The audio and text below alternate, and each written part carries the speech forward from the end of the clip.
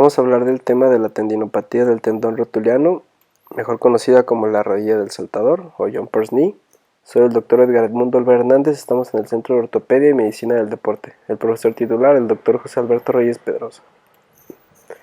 Como antecedentes tenemos que el doctor Martín E. Blasina fue el primero en utilizar el término de la rodilla del saltador en el año de 1973. De acuerdo a esto, es una clasificación en el tiempo, pues este tipo de enfermedades lo podremos clasificar como aguda, subaguda o crónica, teniendo en cuenta que una aguda es desde el inicio de la enfermedad hasta las 6 semanas de evolución del paciente, una subaguda, síntomas de 6 a 12 semanas y una crónica a partir de los 3 meses de evolución en adelante. Como una revisión del tema, pues la definición es una condición dolorosa relacionada con las actividades de alta demanda y causada por pequeñas rupturas en el tendón rotuliano. Ahorita vamos a ver un poco mejor la definición a qué se refiere con pequeñas rupturas. Se causa principalmente en atletas que constantemente tienen estrés al realizar deportes de salto. Su etiología pues es una lesión de sobreuso por el mecanismo extensor de la rodilla y que causa estrés acumulativo de las actividades de una alta demanda del atleta. ¿Qué movimientos se relacionan? Pues los movimientos de aceleración, de salto, desaceleración o los cortes de dirección, como es en el caso frecuente de los futbolistas, aunque principalmente se va a relacionar con los personajes o atletas que se relacionen con saltos. Principalmente pues afecta el polo inferior de la rótula y está en la parte miotendinosa, como vemos aquí en la imagen, la que se solamente como de manera de esquema. Hay que tener en cuenta que entonces es diferente a la tendinitis. Perdón, no se encuentran los clásicos mediadores inflamatorios sobre la superficie del tendón. Esta es un mecanismo diferente. De la epidemiología pues podemos hablar que principalmente en deportes, como ya lo dijimos, de salto o de gran impacto, principalmente nos vamos a encontrar los voleibolistas o basquetbolistas de alto rendimiento. Es más frecuente en alto rendimiento que en jugadores amateur cuando lo estemos pensando en alguno de nuestros pacientes, y hay que tener en cuenta que hasta el 45% pues en algún punto de su carrera puede llegar a presentar síntomas en diferentes estadios de esta enfermedad. De la fisiopatología pues cabe hablar que es un trauma micro repetitivo el que causa una degeneración de las fibras del tendón, y pues si el mecanismo continúa pues se va a producir una tendinopatía crónica. Histológicamente pues vamos a tener ausencia de unas células inflamatorias, tendríamos entonces una degeneración, necrosis fibrinoide, colágeno con neovascularización y un microdesgarros del tendón, como lo vemos aquí. Este es un tendón sano, vemos las fibras completamente alineadas una con la otra y pues los cambios son muy notorios en la degeneración hialina, o incluso ya hay algunos con datos de metaplasia. En el caso de los tenocitos lesionados, son los que van a liberar la prostaglandina y los leucotrienos, que son los que van a causar los síntomas de nuestros pacientes. Pero repitiendo esto, que no se van a encontrar o va a haber una gran cantidad de pacientes que tengan ausencia de células inflamatorias en la zona. Esto es muy importante, ahorita lo vamos a ver respecto al tratamiento. Dentro del diagnóstico clínico pues tenemos pruebas de exploración física, como es el signo de Bassett. El paciente, al momento de nosotros palpar el polo inferior de la rótula, pues él siente dolor, y el dolor se va a hacer positivo al sentarse o al realizar una sentadilla. Este signo va a ser positivo cuando al momento de nosotros flexionar la rodilla de nuestro paciente y aún presionar el punto doloroso, el dolor se libera. Hay que también tener en cuenta la clasificación de Blasina, que es la importante en este tipo de patologías, teniendo desde las escalas del número 0 hasta la número 4, la 3 dividida en 2. El estadio 0 pues es un paciente que no tiene dolor. El estadio 1 es después del entrenamiento y se quita con el reposo. El estadio 2 es el dolor cuando el paciente está entrenando, y este se va a quitar con el descanso. El estadio 3 se puede dividir en A y en B. En el 3A es el que el dolor es permanente y que ya limita las actividades deportivas, y el 3B es un estadio de dolor continuo en la vida diaria. Va aumentando conforme, esta escala va aumentando conforme los síntomas, y el estadio 4 es importante hacer la división aquí porque esta es una ruptura de una tendinopatía crónica. De los diagnósticos por imágenes que nos pueden ayudar, pues es el ultrasonido como un estudio no invasivo para este tipo de lesiones. En este tipo de imágenes pues vamos a encontrar cambios en las flechas señaladas perdón, que nos van a marcar la parte de generación.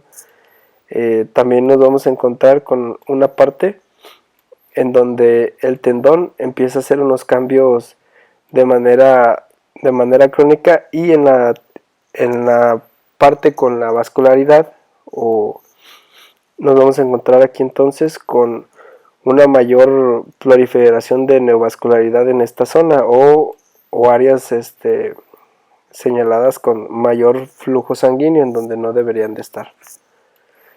Dentro de las radiografías simples, pues vamos a tener que el estudio inicial para la exclusión de lesiones óseas. Entonces, como estudio inicial, pues nos van a ayudar a descartar este tipo de hallazgos, como lo vemos aquí, reseccionado este mismo paciente. Pero es el estudio inicial, además de una revisión de las características, pues, de los cambios de intensidad del tendón. También en este mismo nos vamos a poder dar una medición del índice de INSAL para poder descartar que haya una patela alta. Ya sabemos entonces que el índice de INSAL-Salvati pues lo vamos a medir en una relación de 1 a 1 de la distancia del polo rotuliano y la distancia del tendón a la tuberosidad de la tibia. De la resonancia magnética pues tenemos entonces que esta se indica más para pacientes en casos crónicos, en donde nos vamos a encontrar entonces engrosamiento a nivel de la patela, como lo vemos aquí. También podemos encontrar o percibir edema de los tejidos, como lo vemos principalmente sobre el tendón, ¿verdad? Y también nos vamos a encontrar con un signo un poco más discreto, que es una disminución de la grasa en la parte o una ausencia de la grasa de Hoffa en la parte posterior o del borde posterior, como lo vemos aquí. Entonces, y en esta imagen también. Entonces vamos a encontrar también un aumento de la intensidad del tendón, e incluso, como en la imagen que vemos de este lado, pues nos encontraríamos en algunos casos con ya las calcificaciones bien formadas sobre la estructura del tendón o la formación de cuerpos. Dentro del tratamiento entonces tenemos fase aguda y fase crónica. La fase crónica pues mayor a los 3 meses de evolución, como lo veíamos previamente. El tratamiento entonces lo iniciaríamos de manera no quirúrgica en fases iniciales de la enfermedad. Aquí hay que hacer una excepción que la vamos a mencionar un poco más adelante. Del no quirúrgico pues lo podríamos dividir entonces como reposo relativo, en terapia de rehabilitación. Aquí solamente cabe señalar que los AINES tienen sus usos muy limitados, y que los artículos hablan de que al no ser una enfermedad de predominio celular inflamatorio, como lo mencionan aquí, las células pues al no haber tejido inflamatorio, pues este solamente sería sintomático, pero pudiéramos utilizar otro tipo de medicamentos. La terapia de rehabilitación, hablando un poco de la crioterapia y las bandas de patelares de tensión para poder aliviar los síntomas en los deportistas. Dentro de los no quirúrgicos también las infiltraciones, algunos estudios que apoyan el uso de plasma rico en plaquetas, y hay que recordar también que el uso de los corticosteroides tienen un riesgo mayor para una ruptura del tendón, entonces los artículos refieren que pues hay que evitar su uso. Dentro de lo que mencionábamos previamente, pues la crioterapia, hay que proveer analgesia y antagonizar la neovascularización que va a haber en esta zona, que es lo que va a va a conformar la patología principal del paciente. Entonces hay que ofrecer terapias alternativas pensando en lo que veíamos previamente, a limitar el uso de AINES. Hay que tener también nuestros pacientes informados de una modificación de su higiene deportiva. Esto es hacerles ver el adecuado calentamiento previo a su entrenamiento y ejercicios de incremento de la flexibilidad del cuádriceps y de los músculos isquiotibiales. Aunque este tipo de ejercicios muchas veces en los atletas es muy poco llevado a cabo, a menos de que sean atletas que tengan a un entrenador cercano a ellos, pero generalmente este tipo de mala técnica en su realización de deportes día al día es lo que nos lleva a agrandar este tipo de problemas. Pasando un poco a la rehabilitación, basado en los estadios iniciales, vamos a entonces tener ejercicios de rehabilitación de entrenamiento excéntrico. Como lo tenemos aquí, es un programa de entrenamiento donde se inician a los pacientes con una posición de fuerza excéntrica con una inclinación de 25 grados sobre una plataforma inclinada. Y también tenemos en estas mismas imágenes la misma plataforma, pero los ejercicios van a variar de acuerdo a la intensidad y el equilibrio del paciente, de manera que podamos ir aumentando hasta flexionar poco a poco 90 grados de flexión con una y ambas rodillas. Otra de las terapias que podemos utilizar, la terapia de ondas de choque. Cabe resaltar, esta es una técnica para formar una nueva vascularización o una neovascularización en la zona. Esta teóricamente ayuda a la regeneración de los tejidos y aumenta el calibre en el suplemento de la irrigación en la zona. Tenemos entonces que este tipo de terapias nos puede llegar a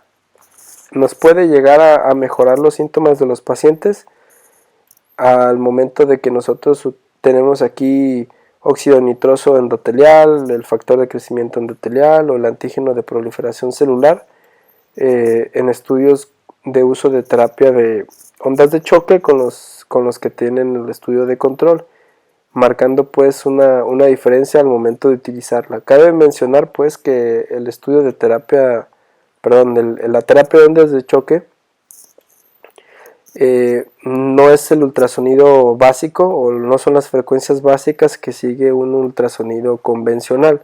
Las terapias de ondas de choque son muy diferentes en cuanto a los ritmos y los tiempos y las frecuencias que este mismo tiene para poder causar este tipo de nuevas formaciones en los tejidos de los pacientes.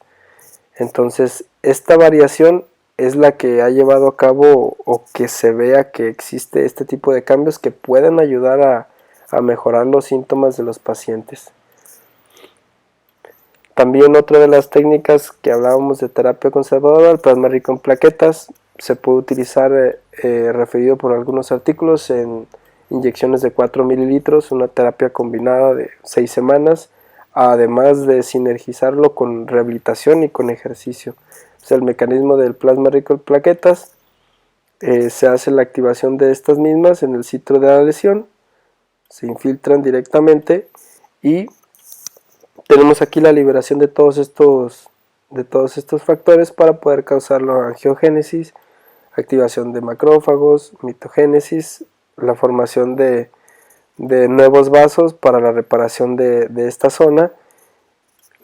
También existen efectos que van a ayudar a la formación de nueva generación de hueso o regulación de los procesos inflamatorios y el crecimiento celular. Pasando entonces ahora a lo que es el tratamiento quirúrgico como algo reservado para una vez el paciente tuvo tratamiento y falló, podemos tener entonces el tratamiento quirúrgico como una opción. Entonces vamos a tener el fallo a tratamiento de rehabilitación o una clasificación de blasina tipo 3 o más como una opción para nuestro tratamiento quirúrgico. Este se va a dividir en la cirugía abierta o cirugía artroscópica. La artroscópica, pues, hablando del debridamiento del tendón, y de las áreas angiofibróticas y de la desinserción y el reanclaje con uso de anclas. La artroscopía, pues directamente a visión del área, pues tendríamos indicaciones y contraindicaciones. Ya lo mencionábamos, estadios del 1 al 3, no mayor a 3, lo vamos a ver ahorita en la siguiente diapositiva. Hay que también tener en cuenta que estas indicaciones son para pacientes jóvenes, atletas y con altos requerimientos funcionales para poder ofrecer este tipo de tratamiento. Algunas de las contraindicaciones, pues podríamos tener como el no intentar el tratamiento conservador, directamente irse a la artroscopía de debilitamiento. Una infección local o una infección en la rodilla sería una contraindicación para realizarlo. Pacientes ya mayores que no realicen actividades deportivas o con bajos requerimientos funcionales no serían candidatos ideales a este tipo de tratamientos. Y la completa disrupción de el tendón, que sería una blasina tipo 4, la estaríamos tratando como una opción de intervención quirúrgica, ya sea abierta o cerrada, como lo vamos a ver en la siguiente diapositiva. Para las tipo 1 a la 3 entonces tenemos la opción del debridamiento de la zona, como lo vemos aquí en este procedimiento, en un paciente joven de 22 años. Se hace una revisión y una limpieza de la parte dorsal del polo inferior del tendón. Primero se quita el tejido inflamatorio.